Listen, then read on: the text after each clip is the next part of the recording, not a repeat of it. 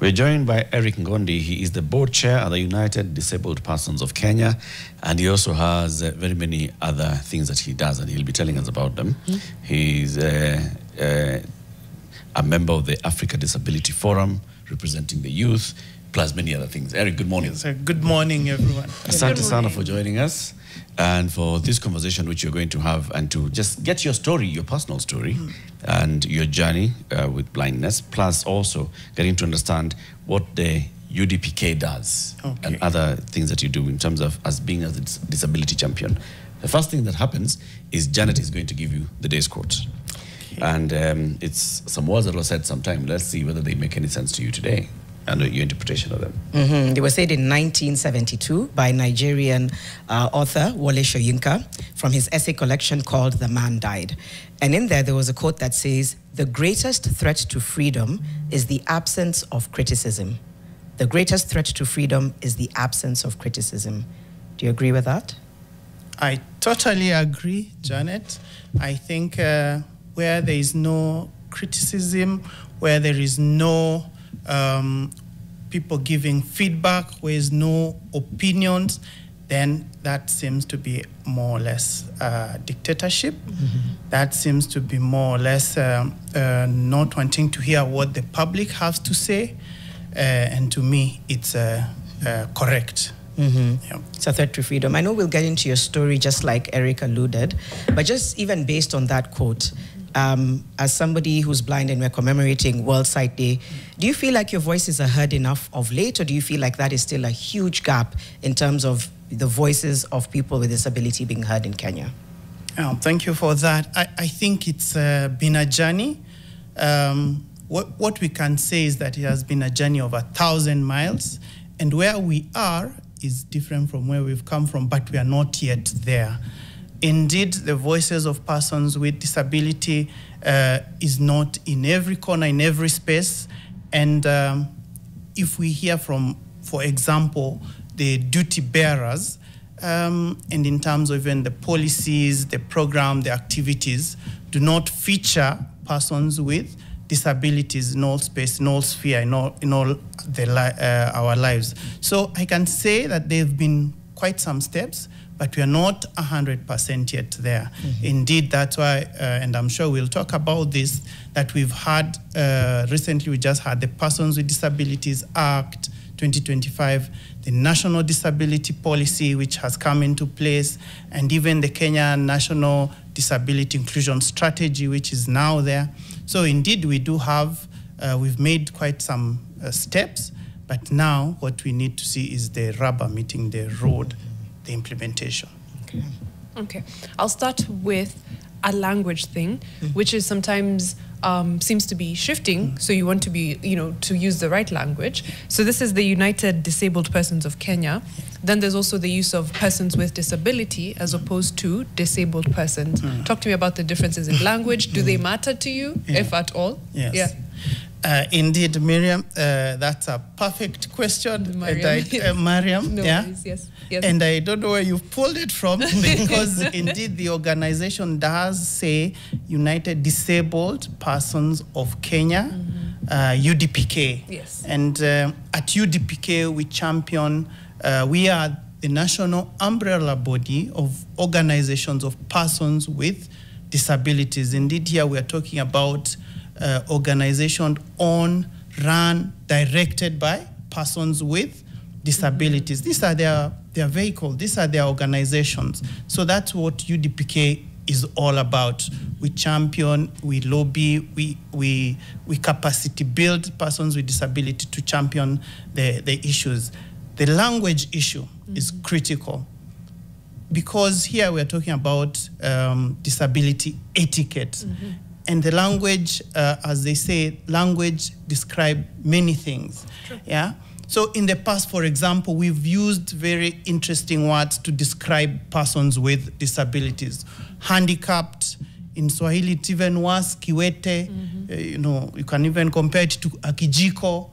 These are interesting words that have been used in the past, but truly now what we say is language does matter, and we need to use appropriate language. So first, for example, we do not talk of handicapped persons. We talk of persons with disability. We are saying person first. And indeed, we will be discussing this later and saying that what disables me is not my impairment, is not my lack of eyes, is not my lack of a leg, or is not what is not seen, maybe for invisible disabilities, but it's the society that creates barriers in the space where I am, such that I'm not able then to perform on equal basis with others. So we are saying language does matter. And I want to inform, Kenyans and the rest of us that sometimes we do not need to placate words. Call me a person with disability. Do not use interesting words like abled differently. That I was going to ask about that because there's that what did I call it? You've used the word glamorization. Is it glamorization or placating? Yes. Yeah. You make it soft and nice. Yes. Yeah. And it's abled differently. And yeah. So let's use the correct words. Yeah. Let's not think that persons with disabilities are scared of being called persons with disabilities. We indeed are correct to say that we are persons with disabilities. So in that case, then, Eric, isn't it about time that you change your organization's name from United Disabled Persons of Kenya to United Persons with Disability Kenya? Indeed, Eric, that's what I was talking to Mariam and saying that that has always been the what do you call it, a pin in the fresh, because that language is changing as we move on, and indeed we need to actually reflect as an organizations of persons with disability that wording. However, we also note that in different jurisdiction, language is different. So in the UK, for example, or in Europe, they are okay being called disabled people. Because here we are saying that we are okay with our characteristics. We are okay with our features. We are fine being disabled people.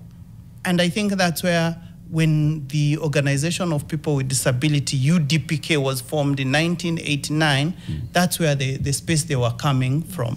But what you're saying is true, that language does matter, does reflect the importance of what we should be speaking about, like the person first characteristics, and indeed we do need to be saying United Organizations of Persons with Disabilities. I feel like in other countries, maybe they are okay with it because they have laws and benefits that work. That's my thinking, Eric. I could be wrong. If you look at places like the UK, they are very stringent with allowances and just ensuring that persons with disabilities feel very much a part of the society. But that's just a wild guess as to why they're okay with disabled as opposed to living with disability. Yeah. And then we'll go into our structures, our existing ones, and the recent legislation that has passed, courtesy of Senator Asige, and a lot of that. But let's start perhaps with your journey, Eric, with the loss of vision. And were you born blind, or was it something that happened later in life? And then we'll talk about now the structures. How do you register? How do you get your tax rebates that you're entitled to? We'll go into all of that. But let's start with the journey. The journey has been very interesting. And sometimes I say I'm in episode 2 of my life. I don't know what episode 3 will look like. But indeed, I was not born blind. I was born fully sighted until I was about 25 years ago. Until I was 25, so 15 years ago, I was involved in an incident where I was hiking with fellow friends, colleagues in the Ngong Hills, and I was attacked by some thugs. And in this particular incident, they were trying to rob us, and I was trying to rescue a friend, and I was hit in the left eye. So they gouged out this left eye on that particular incident or during that time. And so I went to hospital, and the doctors told me that, now, Eric, you cannot be able to use this eye. We just have to remove it. So indeed, I don't have this left eye during that time. However, a year or so later, I was again on the road at night around 10 p.m. In the Kajiado County. And again, I was attacked. I was with my father along the road, and we were attacked. We were trying to change the tires of the car. And during this incident, as fate will have it, I was hit in the right eye. And during that incident, I also lost this other eye. The doctors could not rescue it. They did their best. So there I started the journey of being a person who is blind, or should I just say a blind man. And my rehabilitation started at Kenya Society for the Blind, KSB. And there I did about 6 months of rehabilitation, basically to get to know my orientation, my mobility, using a white cane. And I know mention that next week we will be celebrating the International Day of White Cane on the 15th of October. And so during this whole time, I think what came to my rescue was the support of family, the support of friends, colleagues at work, and also just generally being in the comfort or in the space of others who are actually trying to also find themselves. I did meet many people who are becoming blind or losing eyesight at that point in time. Others had lost and stayed in the house for even about 3 years and not finding, or rather not knowing where to go or what to do. So basically that has been the journey of about 15 years now. Right. 15 years now. I'll go into actually, what you do for work, because I know there's a lot to talk about there. But before that, after losing this is the left eye, the first one, right? Then were you considered a disabled person or a person with disability at that point? And then did you register with the council? Did someone reach out at the hospital? Did they tell you these are the next steps? Or did it happen after the second, the robbery, and then you lost your second eye?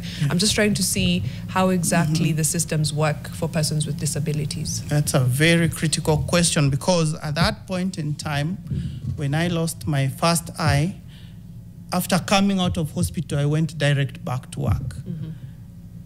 There was no information for me at that point in time to know that at that point in time, I was actually a person with disability, and I qualified to be registered by the National Council for Persons with Disabilities.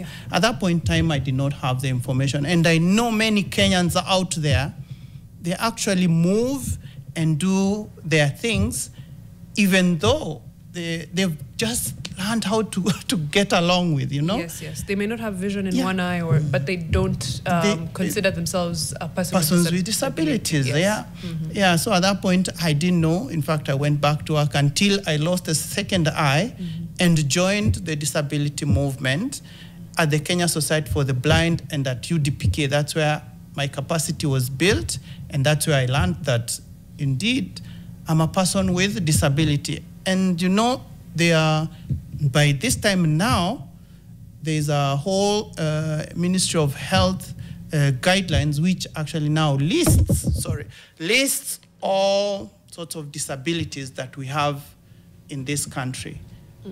Visible and invisible. Yes. And we'll perhaps even, if we get time, go through some of those. But let me let Latif ask. I know you wanted to ask something. No, actually, I just wanted to thread on from what you've asked. That entire journey of getting registration. Oftentimes, we've spoken to other people and they say it has to be a medical doctor who basically declares you as a person with this particular disability. So what was that journey then for you? Where did you get the doctor? Did you know about the doctor? How did you get the doctor? How long does it take? Are there different stages of blindness? Or is it one? Take us through that. Yeah. Okay. Very, very interesting question, Eric, and I like it very much. The journey. Let's start by just mentioning some few statistics that indeed there are about 300,000 persons who are blind in this country. And then we are talking about the Kenya census in 2019 talked of about 2.2% being persons with disability. Of course, that data, we as a disability movement, we disagree with it because we note that the whole world, the global, what you mentioned, the World Health, talks of about 16% of every country, even on the globe, about persons with disabilities. So the journey, I think once I was at Kenya Society for the Blind for some time, and I was heading back to work, someone did whisper to me that I actually, if I register as a person with a disability, then I qualify for some certain benefits. And indeed, this is all stipulated in the Persons with Disabilities Act. But that time I didn't know. However, someone told me you can go to, for example, spinal injury hospital and get registered. The process of being registered now, for our information, is that there is a panel of doctors who will look at you, whether you have what you call a seen disability or unseen disability, who will sit down, take you through a sort of an examination, and write some comments in what we call a medical report. This medical report will then be forwarded to your nearest county office belonging to the National Council for Persons with Disabilities, NCPWD, and then here is where you'll get your medical report. This medical report then is taken to the National Council, and at the moment we've even gone digital. So once you're able to get your hands on this medical report, you just go to eCitizen now. On the eCitizen, you will they'll require three things: a photo, the medical report, and your ID. Okay. So if you are a child, that process, I'm not so sure how it's done, but when you are adult over 18, you have your ID, for example. These are the three requirements. Then the National Council will on their back end, will look at this documentation, and it will then forward to your email the certificate. This certificate certifies you as a person with disability in this country. Sounds like a long process. Yeah. And I'm imagining somebody who, this must be a doctor, right? Is it all doctors qualified to do this, or is it a specific cadre of a doctor? It's a specific cadre, because, for example, if you're looking at someone who has who is an autistic person, for example, that may not be diagnosed or classified by any of a physician or any doctor. So it has to be specific. For visual impairment, for example, that will have to be an ophthalmologist at the national hospital. At that point in time, then they'll write the report and qualify you as a person with disability. Eric, when you say it's a process, indeed, I must agree with you, it's a process, but we've come from far. We've come from a place where this medical report, a person used to come from a place like Garissa, visit the hospital. This report will be taken all the way to Afya Center in Nairobi, and that's where this person will come for this medical report eventually. Wow. At this point in time, now, after being streamlined by the National Council of Persons with Disability, what is there is that that medical report, which is supposed to be signed by the Director of Medical Services, that's in Nairobi, or at the County Director of Medical Services at the county level, that's where it's being signed, at that level, at the county level. It never used to be that. Okay, so that it's being evolved. I wanted to come to some numbers which you'll confirm, including the national budget for persons with disability dropping by 20%, which you'll confirm, and social protection cash transfer of 2,000 shillings a month. You'll confirm that. I'm just curious about what moment in your journey motivated you to start advocating. Yeah. Was there a moment that you said, you know, besides having to live my new normal, I feel like I need to and want to speak for people? What moment was that that led you to say that you want to advocate? Yeah, very good question, Janet. I think maybe I was always the man to champion the rights of persons with disabilities, but in 2015, I'm seated with a group of professionals who are blind or visually impaired. We have a society of professionals with visual disabilities. I'm still trying to navigate my way in that space, and I'm hearing what they are speaking, how they champion. So for example, I meet Dr. Lawrence Mute, I meet Dr. Kabua, I meet Professor Odor. We are seated in one room.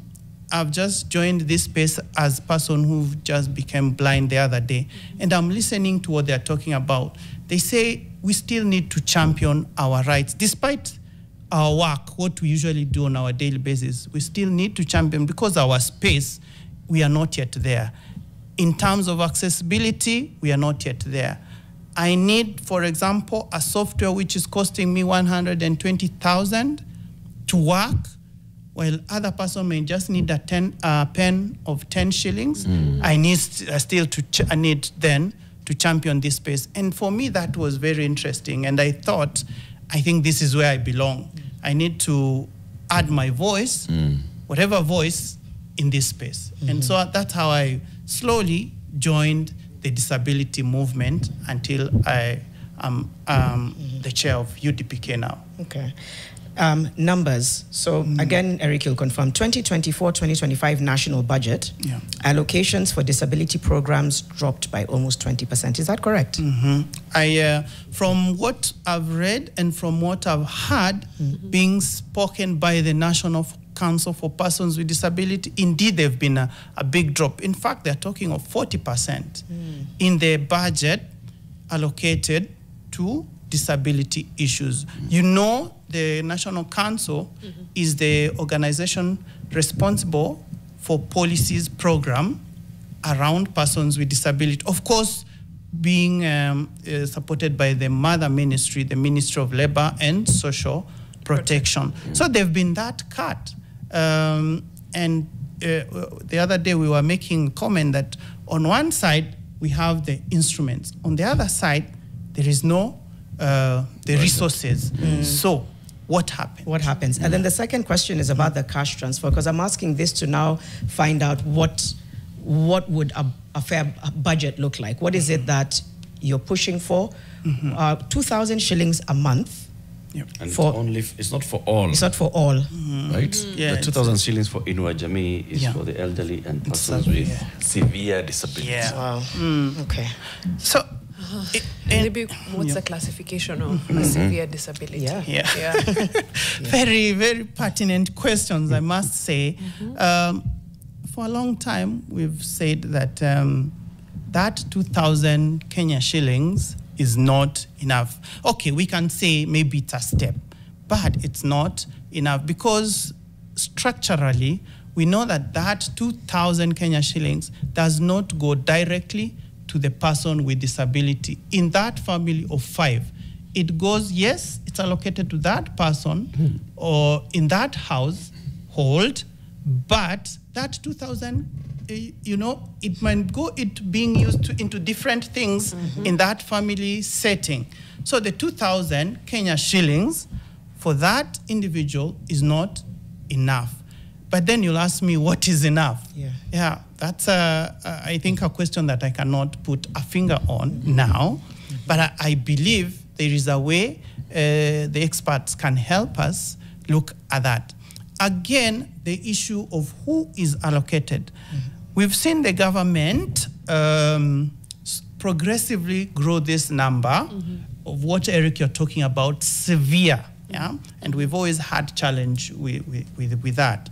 But we've seen this number slowly grow from about 40,000 persons with severe disabilities in this country being allocated at 2,000 to now about almost 100,000. Yeah, so the number is growing, but we've always advocated for a universal sort of stipend to people with disabilities, especially those who do not have work or income. Yeah. So that's where we are at. Janet, I don't think it's enough. Still a lot to do, but I want to also thank partners, donors who've stepped in to support that area. For example, UNICEF, when it steps in to support children with disabilities. County governments, some county governments, in addition to 2,000, are adding a bit more. So, for example, equating another 2,000 and on top of that. So we want to welcome more partners, more donors, more county governments to do a lot more for persons with disability. But indeed, the duty bearer, our government. Our government. What does it cost to live as a blind person in Kenya? I know that's a broad question because you come from different backgrounds, but there's certain things that one needs to be able to live a life of dignity, whether it's access to material that has braille, the canes, which you'll explain to us as well, the different colors. But on average, what would it cost for somebody to have the dignity and access for somebody who's blind? Wow, Janet. In terms of the money, I don't have the correct, the numbers. But indeed, as United Disabled Persons with Disability, we did a research, and we were saying this is the cost of being a person with disability. It's called related cost of disability. So, for example, myself, when I came here to the studio today in the morning, I came with support. I came with that person. Obviously, there is a cost related to that. When I'm gonna have lunch somewhere, I'm not going to have lunch alone. I'll be, of course, with my aid, my support. I'll need my white cane. And of course, the white canes, while many supporters, like, of course, Safaricom has been providing for us free white canes. The Lions Club of Kenya, through Huru Lions, have been giving white canes. Kenya Society for the Blind, and many other partners have been providing free white canes. But we also realize that a good quality white cane is not free. So, for example, this one of mine, I bought it the other day from an organization, and it was about 8,000. So, as Janet was saying, it does vary, but indeed it's costly. There are a lot of hidden costs. How long would the white cane last you, for example, before you have to replace it? Now, again, it varies. This one, for example, I've had it now almost a year. So now it depends with how I use it, but good quality white cane should be able to take you to at least 2 years. But generally, the quality of white canes, and then this also challenges that we have, and we need to improve on this, that first, they are imported. Two, and the cost, so they're brought from different places in the world, including China. And some of them are not strong enough. So there's a time I've had a cane for a month, and it collapses, and I have to look again for another white cane. So again... What do you mean, it collapses? Okay, it cuts. Oh, it just breaks, huh? It breaks, Okay. So there's this cable inside here that in the white cane, which of course it's not strong enough, it's not quality, it just cuts. And with that, you cannot use. The other challenge... Sorry, Eric.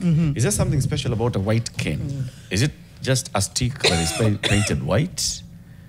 How? We can go into that and, look at the white cane. The white cane, and of course we'll be celebrating the White Cane Day next week on the 15th. And we say the white cane is a symbol of independence, a symbol of mobility, and a symbol of safety. So when I have my white cane, indeed I'm almost there. I can do most of the thing in regards to mobility. So to me, I can say it's an extension of my arm. So to me, it's a special equipment, yeah? The different, why it's white, long ago someone sat and invented the white cane and realized if I use black, it's not easily seen. White, it's a good contrast, yeah? So it's always white, the white cane. But of course, with time, we've had even very fancy ones, gold ones and all that. But bottom line is that it's always white to symbolize that this is a person with visual impairment. And by the way, I do not have to be totally blind to be using a white cane, yeah?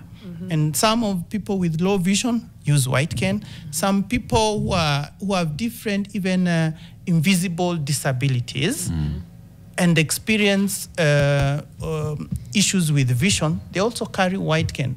And you know, the white cane stops me or prevents me from, you know, maybe falling into ditches, going into, you know, basically it's a sort of, suppose I was just moving things along the way.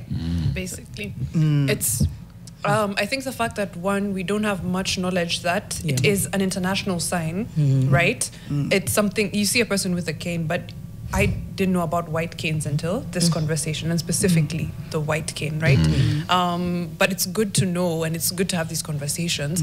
And you are also speaking to, for example, data on how much is allocated to the Ministry of Labor and Social Protection, specifically for persons with disabilities. Then I thought of accessibility as the next thing, which I wanted to ask you about. How do you access this data? When you're going on Treasury's website, when you're going on the Ministry of Labor and Social Protection's website, etc. What does accessibility for government services and information look like for a person with disability? I'll start from there. Then we'll talk about now for everything else. But let's start with government. How do you access? Yeah, very interesting, because our government has been saying that we are going digital. So indeed, as persons with disability, we also need to move together in that space. Many of our sites, websites, are not accessible. I must confess that I've accessed several, are not accessible. And what different partners, different institutions, what the ICT authorities trying to do in this country, indeed in partnership with Kenya Society for the Blind, is to try and make that space e-citizen, yeah? Very accessible for persons with disabilities. But we are not yet there, yeah? Because we need to make these websites accessible to all through making them according to standards. Yeah? So there are standards whereby if we apply those standards to making those websites, we ensure that they are accessible to all. So for example, the Web Content Accessibility on Guideline, yeah? It's called WCAG. When all our websites follow that standard, when all our developers use such standard, then we are able to ensure that these websites are able to be used by different persons with disability in their diversity. So for example, those who have cognitive disabilities, those who are visually impaired like myself, who use a screen reader to read those websites, and even those who have low vision and others are able to use this website. So by following standards, we can able to make these sites accessible, but we are not yet there.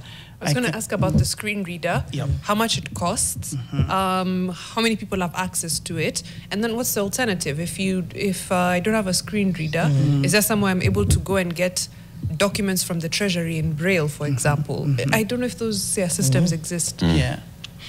Wow. So the screen reader for our information is that software that converts text to speech. That then allows me to have a different media to interact with different materials on a laptop, for example, websites, and so on. So there are different kinds of screen readers. Some of them are open source, yeah? So they are free, they are out there in the open, people can access them. However, just it being free and open source, it means that there's a platform, but someone else is allowed to grow it, to develop it, to make it as good as they want. So it's not yet there. Yeah. However, there are commercial screen readers, and these ones are not cheap. So, for example, the one I use and which we think many people use, professionals use, is about 120,000. And you get 3 copies for that. And it's upgraded annually, which is also... Is it a one-off license? Yeah? Is it a one-off license? No. It's, you get a one-off, but you upgrade it every year. So 120,000 a year? No, that's like the software, the one-off. Buying the software, yes. Maintaining it, yeah. Then you need maybe between 30 to 60,000. That's still very high. Per year. It's very high. It's very high. It's very costly. Because then you'll find that, so what about those in schools? What are they using? Right. Yeah. So what about those in different institutions like maybe universities, colleges, and others? Yeah. And even in the offices. So this is where we need support of different institutions, and specifically our government. I know if they go into talks with maybe these manufacturers, the makers of this, they can be subsidized, they can be reduced. So there's something which can be done. I know, for example, the Kenya Society for the Blind has sort of collaborated with one of the manufacturers, and so there is reduced cost to this, but still it's not affordable for everyone. No. So that just, for example, when we talk about the screen reader, and there are many other, now that we're talking about issue of accessibility, there are many other needs of persons with disabilities in light of accessibility. When we talk about accessibility, we are not only talking about the infrastructure, but we're also talking about even the virtual space. Yeah. So in terms of accessibility, we know we need different assistive devices. So for example, my colleagues who are wheelchair users, they need wheelchairs. So what about those with hidden disabilities, for example? They also need different things, assistive devices to access this space. True. That's why at the beginning I mentioned that having an impairment is not a problem. It's not the issue. When you see me, I don't have eyes. I'm not a disabled person. However, I become disabled when the environment around me creates barriers. You touched on invisible disabilities, which I don't think we pay enough attention to. Yeah. Just give us an oversight of what are considered invisible disabilities. Yeah. And if you know the prevalence in Kenya as well. But you already said the numbers for persons with disabilities in Kenya. You're like, kweli. Because I did the math. We had 4.4% of the national population, but the global average is 16. It would be miraculous if we are, if we're that much lower. But invisible disabilities, please. Yeah, that's also quite a category that for a long time was not sort of recognized. It was not being brought at the fore. And I think since the time of COVID, we've come to realize there's a lot of, for example, of mental issues. While we may not call them maybe disabilities, but they are mental issues which have been brought to the fore. And with that then come the realization that actually there are many people with disabilities that are not easily recognized. So for example, if you are a person with epilepsy, that will never be seen, recognized until you come out and say, I have that. Sometimes we see those who have, for example, cognitive disabilities. So you have bipolar or schizophrenia and so on and so forth, or psychosocial disabilities, Those sort of things are not always brought at the fore, and we've not been talking about that for a long time. I think the space is starting to rise slowly. We need to take cognizance of that. That those are there, and there are many of us. When you are in an Uber, you never know that maybe that's a person with disabilities, but they are doing their job. They are taking you to the place. So it's important to recognize that actually these things exist, and when the barriers are removed, so of course we must take cognizance, but that there are also the needs of medication for some of these disabilities. But when the barriers are removed, then people are able to perform just like any other person. Yeah, that's when inclusion is inclusion. Yep. Are we also part of the UN Convention for Rights? The rights of persons with disabilities. I wanted to ask, where are we doing the worst? Is it advocacy? Is it education? Is it employment? Because also, how often are people like you, Eric, and others that you know, I'm sure there's a gap in employment. Yeah. So where are we doing poorest when it comes to trying to create access? Let's start from the Convention on the Right of Persons with Disability, the UNCRPD. We say that this is the international convention that Kenya did ratify, sign back in 2008. And by our constitution, then that forms part of our laws in this country. So just to mention that while there's that global, there's also the African Disability Protocol, which again, Kenya has signed and ratified. So that's also part of our law. That's a continental law around issue of disability. And then the CRPD, we take it as our mother law at the global level, even the local level, because now we did sign and ratify.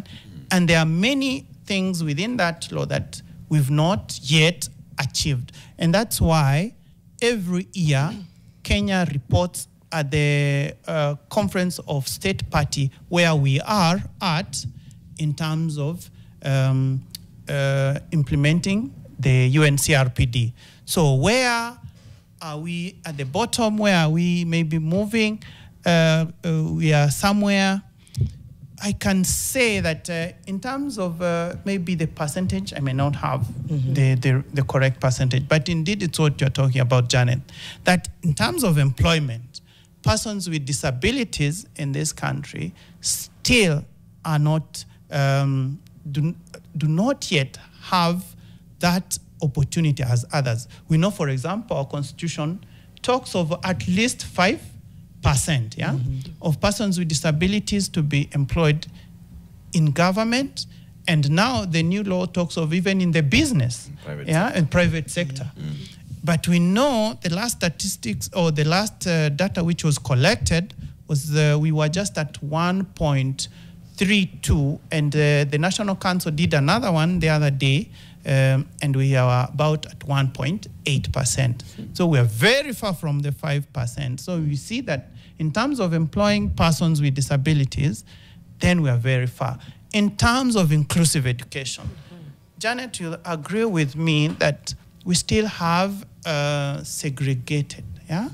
The new law talks of inclusive education. Indeed, we are saying that children with disability should be within other setups in schools where other children are, so that they learn along side by side with each other, so that in future you do not meet a person like myself who is visually impaired and you wonder, is this person able to read and write like me? You know, sorry to interrupt your train of thought.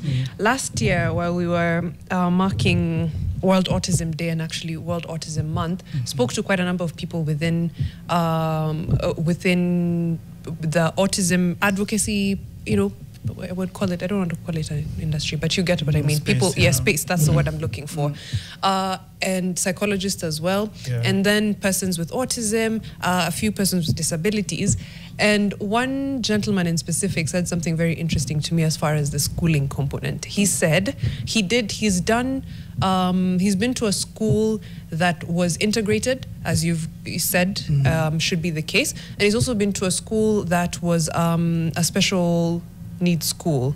And he said he was more independent and felt more Yes, independent, just basically felt like he could live his life alone when he was in the special needs school, because when in an integrated school, for some reason, there was no training as far as how to integrate properly. So it became, woye, woye, let's help you, let's do this for you, let me get that, let me take you there, let me nana. And then he's like, okay, you're not really helping me. Your thoughts on that? Yeah, interesting. It's what we are saying, those challenges that are there. Yeah. When we are saying that we want inclusive education, we do not just mean we dump persons with disabilities in schools because now we want to make those schools including. You know, inclusive does not necessarily mean come here and be part of this. Yeah. We must also follow with the correct. What can I call it? The infrastructure, so or even the structure, the capacity. So the teachers, for example, have to be able to know how to handle persons with disabilities. If we are seated in a class, we are 30 of us, and we know there is a visually impaired child in class, the teacher should be able to understand what are the needs of this child. When I'm teaching mathematics in front there, is this child following along with others? What additional things can I do to ensure that this child then is able to learn just like others? Do I bring in maybe tactile materials? Do I need to bring in Braille? Does he need extra coaching? Yeah. So that then we've brought them, but we also bring in the mechanisms to support them in that space. That child or that person you're talking to, person with autism, felt at home in a special needs education, because now for that space for a long time has been a safe haven for, you know, for that there's a teacher who knows how to teach them. There's infrastructure which supports his education. True. And he's together amongst peers.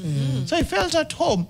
But what if we were able to ensure that these other schools, the mainstream schools, have the infrastructure, the structure, the teachers, such that when we are all in that space, the children do not look at the one with disability and feel like, woye, woye. Yeah. They play along each other. They say, Eric, well, you'll be not the striker, you'll be the goalkeeper, okay? Or you'll stand along maybe as a linesman and provide the water, you know? You are part of the team, you know? You're doing something. Yeah. It's proper integration. It is. We're almost at time. I'm thinking about somebody who's listening. For me, Eric, you strike me as somebody who is, you represent possibilities. The way you show up. But other people might not feel that way. Somebody who is visually impaired, somebody who has disability. How would you speak to them about showing up, about power, about dignity, and also about possibility? Yeah, very good. Yeah, that ultimately, or we can say bottom line. Kenyanese. Bottom line, it's you also have to show up, as you say, yeah? And sometimes it's hard, you know, for many people. Some of, as I say, that we are wired differently. But the thing, I think we have to encourage ourselves that we are in a world where we have to do something. I don't know what, but we have to do something. So, for example, when I met a good friend of mine who is now a magistrate, when she lost sight, courtesy of a medical blunder, medical mistake, she had been in the house for 2 years, because at that point it was like, now, what do I do? Where do I go? Whom do I talk to? Yeah. So until she challenged the people around her, until she challenged asked the questions, moved from her area comfort zone, and got out there to an institution like Kenya Society for the Blind, where I met her, then that's where possibility happened, that she was able to challenge herself to move from that soft spot, comfort zone, to then the place where possibility happen. And that's where I want to challenge all of us, including persons with disability, that yes, sometimes or most of the time you don't have a job. So you're like, this world is quite unfair to me. You have just experienced a loss, maybe of a body limb, a leg, an eye, and you feel like the world has come to an end for you. I think it's just important that you pick up yourself, slowly of course, just step by step, and realize that possibilities happen when you do something. Yeah. That's an amazing way to end it. Right? Thank you. Thank you so much, Eric, for also the work you're doing in advocacy. Yep. I think it's important to have these conversations mainstreamed, not just on World Vision Day, and we'll keep on threading as we have, but across, all time. And it's good to know that we have champions for persons with disabilities in Parliament, Senator Asige being, top of mind. And maybe when you come back, we can talk about the new persons with disability law, the changes it has made, and the improvements, because it'll have been, at least some time will have passed. It's still fresh. Wacha ishike, then tukuje tuongee, si ndio? Yeah, I would like to, maybe if you've closed, you've already closed. If it's 1 minute or less, just to mention that because it's a World Sight Day today, that there are different activities happening across the world. I think my recommendation is people go out there, get screened. And today we are talking about the leadership. So, for example, Kenya Society for the Blind has a screening center now at the Parliament, so that these people, the leadership, can know what our challenges are. At the City Hall, there's also screening that's ongoing, and countrywide, where you can get the possibility to screen and test your eyes. Don't wait until, it's no longer be able to be corrected. It's very important information. It is, given that we've learned here that about 80% of vision loss is reparable if caught early enough. Yeah. Thank you so much, Eric. Yes, Eric Ngondi, board chair at United Disabled Persons of Kenya, UDPK. We also had Ivy, we had CS Deborah Barasa today.